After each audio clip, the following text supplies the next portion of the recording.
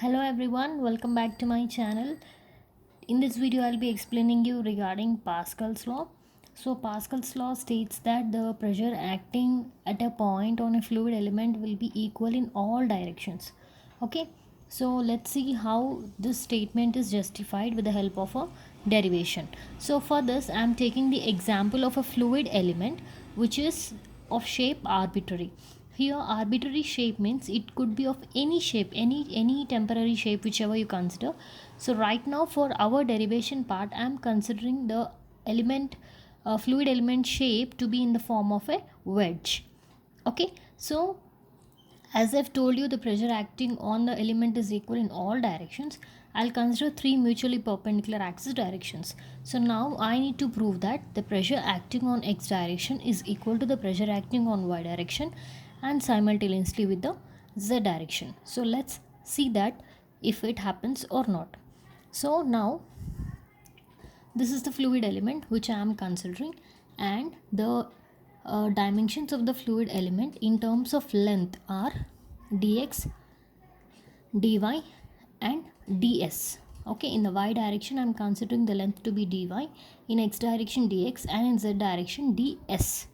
Okay, so this is the length of the fluid element. So for determining area of the fluid element, what do we require? We require another dimension. As I've told you already about length, we require any other dimension. So the other dimension which I'll consider will be width, and I'm assuming the width to be unity. Means if I'm trying to calculate the area of this face AC, the length is already ready dx, and the width of this face AC will be unity. So obviously area will be dx into 1, like that. Why? Because we have pressures acting. So pressure always acts on a cross sectional area. So for that we require the cross sectional area to be calculated. So for that we require product of two dimensions. So I am considering only lengths, and I am assuming the widths to be unity. Okay, so similarly here with y also, the cross sectional area of the face AB will be dy into 1. Similarly the cross sectional area of the face BC will be ds into 1. Okay, so as I've told you, dimensions of the fluid element are dx, dy, ds. It is of wedge shape. So as I've told you, we have pressures acting on the wedge in all the three directions, which is px, py and pz. Now I need to prove that px will be equal to py equal to pz. So next, since it is in the form of a wedge shape, something like a triangle, so this angle ABC, this angle will be equal to theta.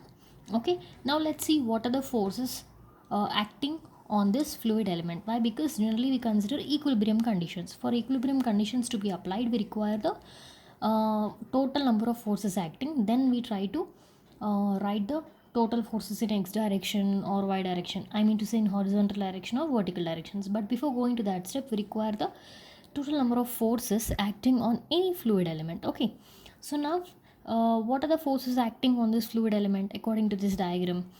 I already told you there are the pressures falling on the faces AC, AB and BC are Px, Py, Pz respectively. Means when there is pressure Px or Py falling on any face, it means that there is some force. Why? Because pressure is force by area. So when there is pressure acting, obviously there is force also. So we have forces acting normal to the surfaces. For all the three surfaces AC, AB and BC, we have what? Forces. So those three forces will be there which are caused due to those three pressures. Next we have weight of the fluid element acting in the vertical direction. I already told you this is a fluid element, means it is considering of some mass, right? Means there is weight. So weight of the fluid element, and remember weight always acts vertically downwards. So these are total 4 forces. What we have is the 3 forces acting in the 3 directions because of the pressures Px, Py, Pz, and also one weight of the fluid element which is acting vertically downwards. So now let's calculate what are the forces on the faces as I've told you just now. Let's see what is the force on the face AB.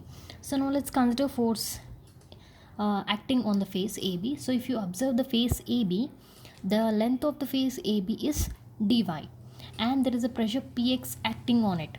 You might think why it is not py, it is px. Why? Because pressure always acts normal to the surface. So when this surface is vertical, the pressure will be in horizontal direction, correct? So that's why it is px. The pressure acting on this face will be px. Similarly, if you see face AC is horizontal, means pressure should act on the face AC in perpendicular direction, means it should be obviously py. Clear? So now let's consider the face AB. So what is force formula?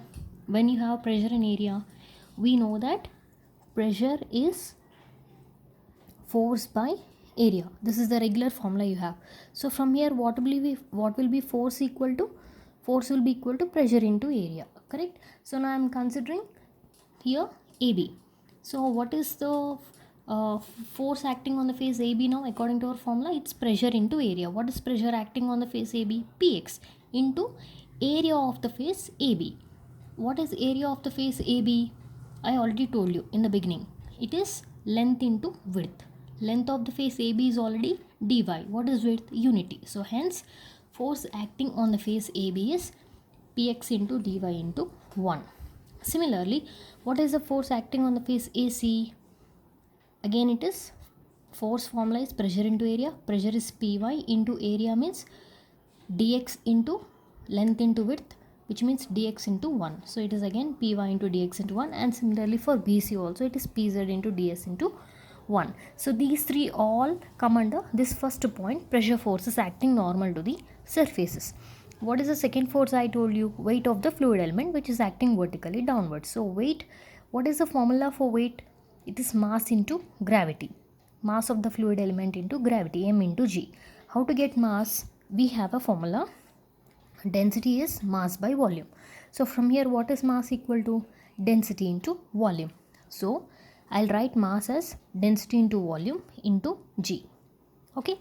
Now what is volume written as? Area into one of the dimension. So area of the fluid element, area of the entire fluid element into another dimension is already width, which is already considered to be unity. So that is by default 1.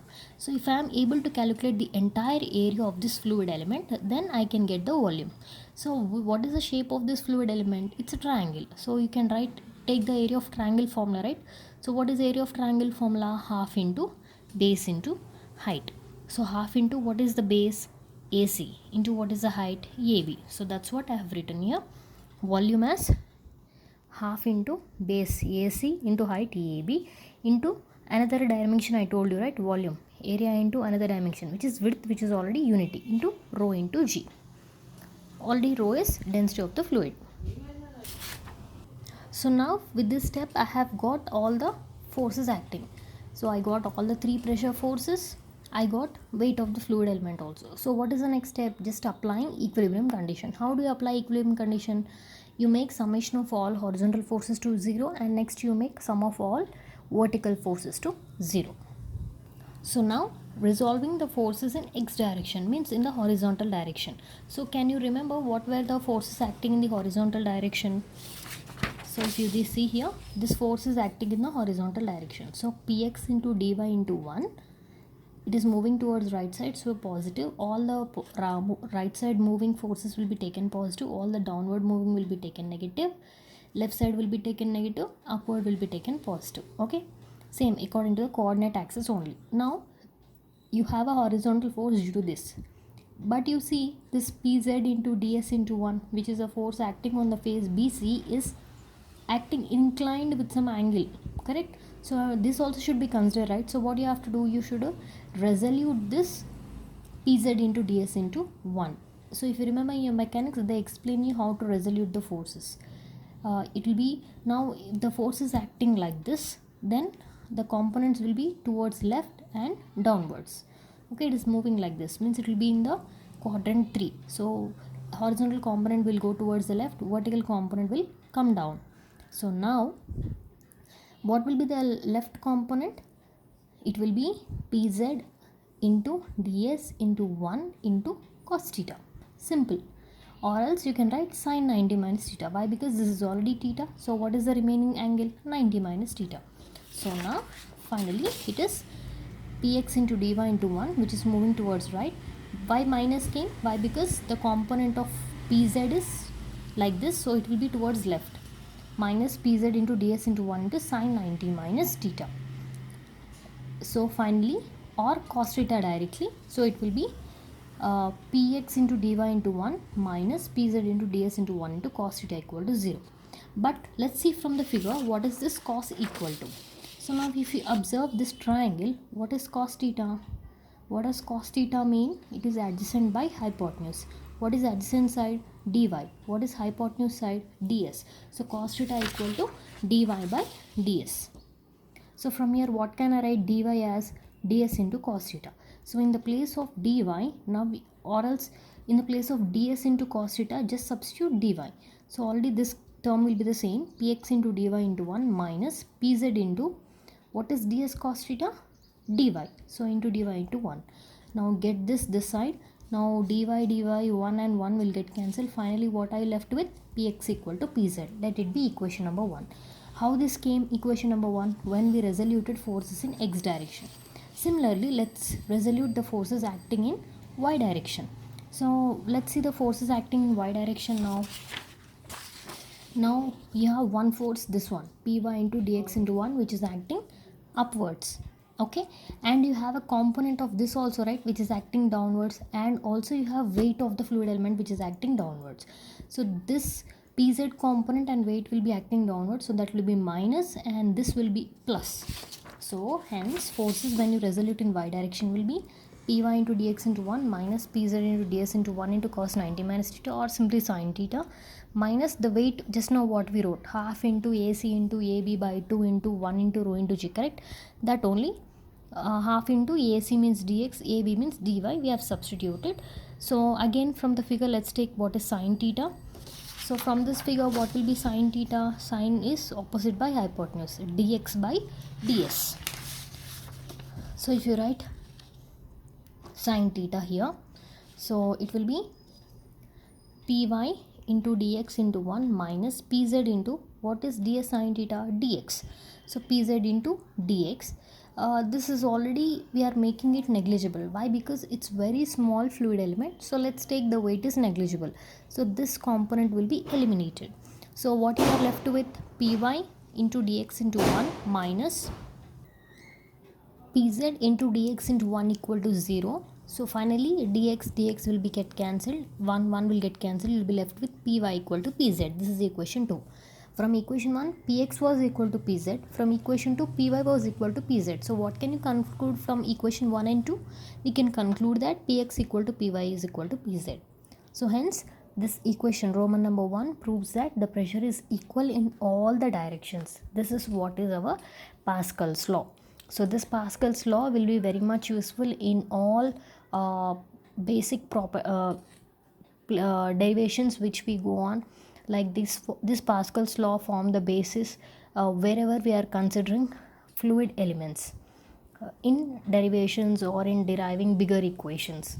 Okay, so hope you understood this video. To get the notes of this video, please click the description of this video. You will get a link. Click on the link and you can download the notes. And if you want any other videos related to FM, HM or SA or CT, whatever, you can just post the topic in the comment box.